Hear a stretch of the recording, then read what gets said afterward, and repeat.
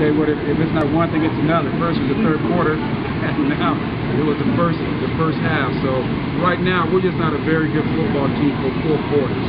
I'm not ready to say that we're not a very good football team, but for 4 quarters, we're not very good right now. We got to get that fixed. I think when we're playing good football together, we're not a bad little football team. But until we can figure out 4 quarters of football, we're going to struggle.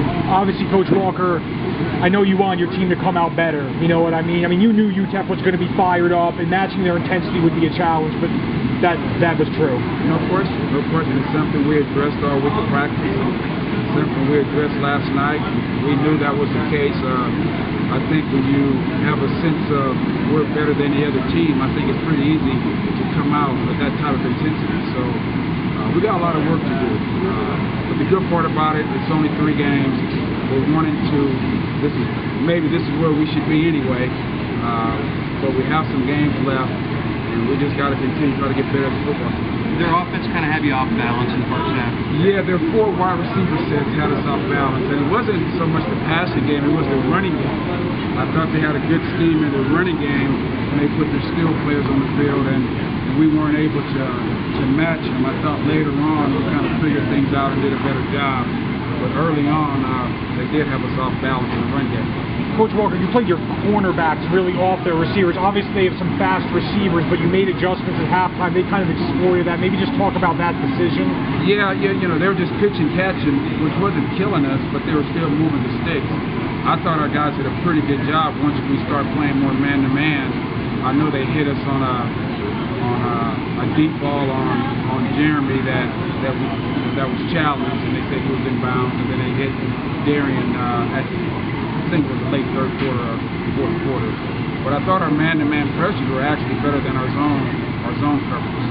Was it taking away the big play in the passing game, or was it trying to limit the run that you were back from? Well, just to try to keep the ball in front of us and try to take care of their run game.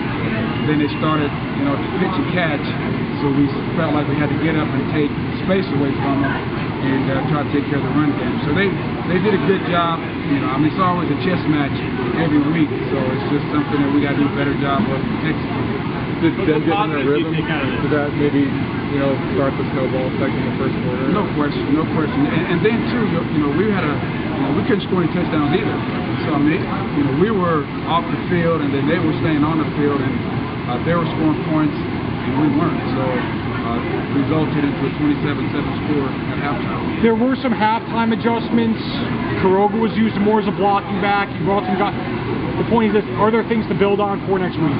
We always look for the positives.